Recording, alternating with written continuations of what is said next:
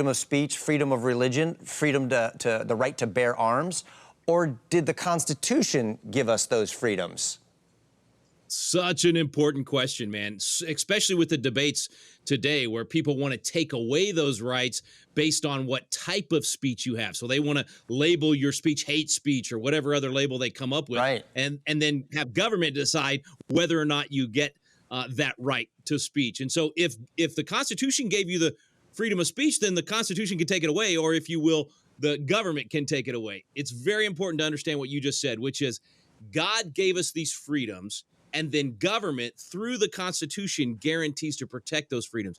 And that applies, Kirk, to freedom of speech, freedom of religion, freedom to assemble, our due process rights, the ability to make sure that we're innocent until proven guilty, and that we have the right to confront accusers and call witnesses. I mean, all of those things in the Bill of Rights, these are innate rights that God gave to us. And our founding fathers said, government, your job is to protect those things. You're not the source of those things. You're the protector of those things. Now, let me just push back a little bit and ask a question. Wait a minute. What's the verse that says that you can carry a pistol? What's the verse that says that you can say things against the government? I don't know a verse. What book is that in? Is that in the book of Second Constitutions?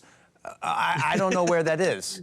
It's actually all over Exodus and Deuteronomy and the law that God gave us, the ability to defend your home, the ability to make sure that you can protect against those things, and that we would hold people accountable. And that if you did take someone's life because they broke into your home, robbing your home in the middle of the night, that you were innocent in that, and that you had the right to do that in order to defend your family.